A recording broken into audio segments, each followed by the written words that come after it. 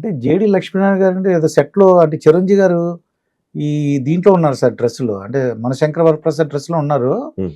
JD Lakshminarayana గారిని వచ్చి ఏదో పుష్పగుచ్చం ఇచ్చారన్నమాట. బహుశా మీరు అప్పుడు ఉన్నారు లేదా మరి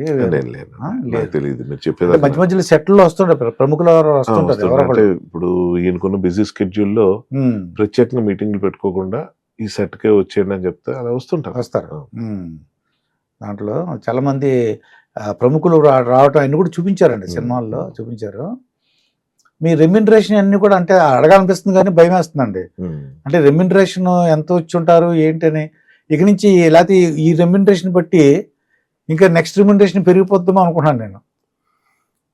అది యాక్చువల్గా అది మిగతా వాళ్ళకి మిగతా సినిమా ప్రొడ్యూసర్ ద్వారా చెబుదామని. అంటే అలా కాదు, నేనేంటంటే సక్సెస్ వచ్చింది ఈ రోజు కాదండి. నేను చాలా ఒక దాదాపు ఇప్పుడు హర్ష దగ్గరికి వెళ్తే రేట్ పెంచేస్తాడేమో అది చెప్తున్నాను. 7-8 ఏళ్ల క్రితం నేను ఒక రెమ్యునరేషన్ కి వచ్చాను సార్.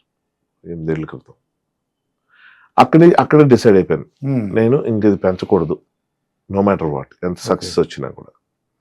దానికి కారణం ఏంటంటే అండి, అది సక్సెస్ రావడం అనేది మన ఒక్కరి కారణం కాదు. దాన్ని ఎన్కాష్ చేసుకోవడం అనేది నాకు తెలుసు. దాన్ని ఎన్కాష్ చేసుకోవడం అంటే రేట్ పెంచడం కాదు, నెంబర్ ఆఫ్ ఫిల్మ్స్ పెంచుకోవడం. అది ఓకే, సక్సెస్ వచ్చిన వెంటనే వీడు రేట్ పెంచేయలేదు అనుకుని ఆలోచించే వాళ్ళు ఉంటారు, మనం పెంచినా పెంచని వాళ్ళు ఉంటారు, పెంచి అడిగినా. కొంతమంది మనం అడగపోయినా పెంచేవాళ్ళు ఉంటారు. ఇలా రకరకాలు ఉంటాయి. అంటే ఒకటి రెమ్యునరేషన్ అన్నదండి బేసిక్ గా చాలా ఓపెన్ గా నేను అనుకోవడం ఏంటంటే, సో బేసిక్ గా రెమ్యునరేషన్ అన్నది నాకు తెలిసి డిమాండ్ చేయలేని స్థాయిలో ఒక స్టేజ్ లో ఉంటాం, తను డిమాండ్ చేయగలిగే స్థాయిలో ఉంటాం. సో డిమాండ్ చేయటం అన్నది చాలా రకాల లెక్కలు ఉంటాయి సార్. సో ఇది జనరల్ గా అందరికి ఇంట్రెస్ట్ ఉంటుంది కాబట్టి చెప్తున్నాను. ఇది నా ఒక్కడి గురించి కాదు. కొన్ని సినిమాల్లో నెంబర్ ఆఫ్ డేస్ ఎక్కువ ఉంటాయి. సే ఫర్ ఎగ్జాంపుల్ 1000 రూపాయలు రోజుకి తీసుకుంటున్నాం అనుకుందాం. నెంబర్ ఆఫ్ డేస్ ఎక్కువ ఉంటే ఓ 10 రోజులు ఉంటే 10,000 వస్తుంది. అది 50 రోజుల్లో అనుకునే 50,000 రాదు. బ్యాన్ ఆడతారు కొంచెం, సార్ ఇన్ని రోజులు చేస్తున్నారు కదా కొంచెం ఏమైనా కన్సిడర్ చేయండి. సో ఆ 10 రూపాయలది నేను 9 రూపాయలకి చేస్తానా, సో వాట్ ఎవర్ ఆ 8 రూపాయలు చేస్తాను డిస్కౌంట్, ఎందుకంటే ఇంత నెంబర్ ఆఫ్ డేస్ మీద అది ఒకటి ఉంటుంది. అలా కాకుండా ఓవరాల్ గా లంసమ్ గా ప్యాకేజ్, అది ఎన్ని రోజులు వస్తుందో తెలియదు కాబట్టి ఇంత అని. సో ఇట్ డిపెండ్స్ అండి, రకరకాల దీని మీద ఉంటుంది. బట్ నాకేంటంటే అది ఎప్పుడు పెద్ద ఎక్సైట్మెంట్ నాకు ఇవ్వదు. ఎందుకంటే మీకు మ్యాసివ్ గా రెమ్యునరేషన్స్ పెరగడం, ఫ్లక్చువేట్ అవ్వడం అనేది ఒక స్టార్డమ్ వస్తుంది. నా వరకు నాకు ఎప్పుడు నేను స్టార్డమ్ కోరుకోలేదు సార్. నాకు ఇప్పుడు కూడా ఏ రోజు మంచి స్టార్ని అయిపోదాం అనుకోవట్లే. అంటే నేను నిజంగా అవ్వగలుగుతానా లేదా అది ఓకే, అర్థం చేసుకున్న వాళ్ళు చేసుకుంటారు. కొంతమంది ఏమనుకోవచ్చు వింటున్నప్పుడు, వీడేటో అవ్వడు కాబట్టి అనుకోవచ్చు, లేదా ఎందుకు అవ్వాలనుకోవట్లేదు వీడికి, దానికోసం ఎడిషనల్ ఎఫర్ట్ పెట్టడం కానీ ఆ స్ట్రెస్ మైండ్కి ఎక్కించుకోవడం కానీ నాకు ఇష్టం లేదు. నాకు చిన్నప్పటి నుంచి నా కష్టాల్లోనే నా బాధల్లోనే నాకు సపోర్ట్ చేసింది, నాకు దన్నుగా నిలిచింది సినిమా. అదే నాకు ప్రొఫెషన్ అయిపోవటం, నా హాబీ ఏదైతే ఉందో అదే ప్రొఫెషన్ అయిపోవడానికి మించిన సక్సెస్ ఇంకోటి లేదు. సో ఇందులో ఉన్నంతకాలం ఉన్నంతలో జాగ్రత్తగా మనం ఏదో కొంత సేవ్ చేసుకుంటూ, ఇప్పుడు ఆశకి అంత ఉండదు సార్, అది మన అందరికీ తెలుసు. ఏమవుద్ది, రెమ్యునరేషన్ పెంచుతారు అనుకోండి, ఈరోజు నేను సియాస్ కార్లో తిరుగుతున్నాను, రేపు బెంచ్కి వెళ్తాను, నేను పెంచిన రెమ్యునరేషన్తో నాకు ఖర్చు పెంచేసుకుంటా, దాని తాలూకు ఎఫెక్ట్స్ రిపర్కషన్స్ అన్నీ వస్తాయి. సో నేను ఆ కాంప్లికేషన్స్కి వెళ్ళదలుచుకోలేదు. నాదేంటంటే చాలా సింపుల్గా ఉండాలి లైఫ్, ఎక్కువ స్ట్రెస్ ఉండకూడదు. ఈ 10 ఏళ్ళ తర్వాత నా పరిస్థితి ఏంటి, 20 ఏళ్ళ తర్వాత అంత వద్దు. ఎందుకంటే సార్ ఇక్కడ దాకా నేను ఏ జర్నీ చేశాను ఇదేదో నా ప్లానింగ్తో రాలేదండి, అవుతా వచ్చింది అంతా. నేను ఏదో మ్యూజిషియన్ అవుదాం, నా టైం అవడం మ్యూజిక్ డైరెక్టర్ అవుదాం, మంచి సింగర్ అవుదాం అని మొదలెట్టినండి కెరియర్ని. నా ప్రయాణం మ్యూజిక్ సైడ్ ఏదో చేద్దాం అని వచ్చినండి. తర్వాత యాక్టర్ని అయిపోయాను, రైటర్ని అయిపోయాను, డైరెక్షన్ చేసేస్తున్నాను. అందులో నాకు ఎన్ని సక్సెస్లు అవుతున్నాయి, ఎన్ని వర్కౌట్ అవ్వట్లేదు అన్నది కూడా ఎందుకు ఎఫెక్ట్ పడదంటే, ఇది ఒక అద్భుతం. అంటే ఏంటి, నేను ఒక సే ఫర్ ఎగ్జాంపుల్ కొత్త లొకేషన్కి వెళ్ళాం అనుకోండి, ఇప్పుడు అరిజోనా ఫారెస్ట్ ఏదైనా ఒక మంచి ప్లేస్, ఎప్పుడో చిన్నప్పటి నుంచి వింటున్న కొన్ని ప్లేస్లు ఉంటాయి, అక్కడ మనం వెళ్ళాం, హిమాలయాస్. అక్కడ హిమాలయాలకు వెళ్ళిన తర్వాత అనుభూతిని చూసి మనం ప్రతిదాన్ని చూసి ఆఫ్ యాక్టర్ ఎలా ఫీల్ అవుతుంటామో నేను అలాగే ఫీల్ అవుతా.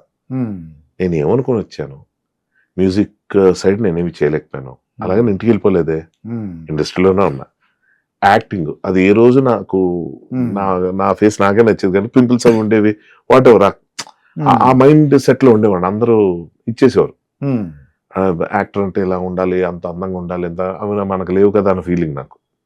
సో అలా నేను యాక్టర్ అయిపోవడమే కాకుండా ఎంతో మందికి అభిమాన నటుడు నవ్వగలగడం అన్నది ఇది నేను నా నోరు కూడా తిరగట్లేదు చూడండి. అది ఐ కాంట్ ఈవెన్ ఎక్స్ప్రెస్. ఎవరైనా ఫ్యాన్ అని చెప్తే నాకు చాలా ఇబ్బంది ఉంటుంది. ఫ్రెండ్ అనండి బాస్ అంట. చిన్నప్పటి నుంచి చూస్తున్నాం మేము మీ ఫ్యాన్స్ అంటే ఫ్యాన్స్ అనొద్దు, ఫ్రెండ్ అంటే ఫ్యాన్ అన్న పదం నాకు ఇదని కాదు, కానీ అది నన్ను ఏదో ఒక సూపర్ పొజిషన్ లో పెట్టినట్టు, వాళ్ళని దూరం చేసినట్టు. ఫ్రెండ్ అంటే ఈజీ కదా, ఏమైనా విమర్శలు ఉంటే చెప్పు అంటే, లేదన్నా సార్ ఇక్కడ ఇది ఇలా చేయండి, లేకపోతే అలాంటి కథలు చేయకండి, లేకపోతే వెయిట్ ఏమైనా తగ్గండి, ఏమైనా చెప్పొచ్చు వాళ్ళు. సో పాయింట్ ఏంటంటే వాళ్ళు ఫ్రెండ్ గా ఫీల్ అయితే కంఫర్ట్ అది. సో నేను కమింగ్ ఫ్రమ్ రెమ్యునరేషన్ దగ్గర నుంచి ఏది కూడా కాంప్లికేట్ చేసుకోకుండా నా వరకు నాకు ఇదిగో ఇది ఉంది, ఇందులో నేను ఎంతవరకు హ్యాపీగా ఉండగలను, ఇందులో నేను ఏమైనా సేవ్ చేసుకోగలుగుతాను లేదా లేదు, ఆ రోజు వచ్చేటప్పుడు ఏమవుద్దన్నది ఎన్ని వేల కోట్లు ఉన్నాడైనా ఒక బొమ్మ బరుస్తూ గల్లంత అయిపోవచ్చు.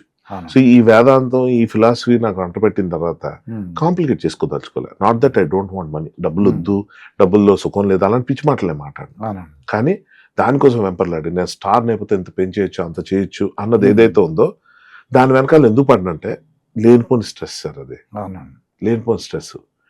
పిఆర్ ఎక్కువ మెయింటైన్ చేయాలి, అందరి దగ్గరికి వెళ్ళి మంచి చెడు రిక్వెస్ట్ చేసుకుని, తప్పట్లేదు ఇవన్నీ అడిషనల్ ఎఫర్ట్. నేను సినిమా కాకుండా చేసే 100 పనులు ఉంటాయి, ఆ 100 పనులు కూడా నేను ఎంజాయ్ చేస్తా. అది సో ఇందులో ఫుల్ ఆక్యుపై అయిపోవాలి అని నేను అనుకోను. నాకు ఖాళీ టైం చాలా అవసరం అండి. అంటే ఏం చేస్తాను, రాసుకుంటాను, చదువుకుంటాను, నా దగ్గర కీబోర్డ్ మ్యూజిక్ చేసుకుంటాను, ఇవన్నీ కాకుండా ఏం చేస్తాను తెలుసా, ఏమీ చేయకుండా ఒక 2-3 hours కూర్చుంటా. అది ఏముండదు, ఫోన్ ఉండదు, టీవీ ఉండదు, ఎవరితో చాటింగ్ ఉండదు. గట్టిగా మాట్లాడితే మీకు ఆశ్చర్యం కూడా, ప్రశాంతంగా అంటే ఒక తపస్సు లాగా అంటారు, అది కూడా ఆ తపన కూడా ఉండదు. తపస్సు అన్నారు ఖాళీగా అలా ఉంటారు అంతే, జస్ట్ బ్లాంక్, ఏ ఆలోచన ఉండదు. ఐ లవ్ దోస్ మూమెంట్స్ అండి, చాలా ఇష్టం అది.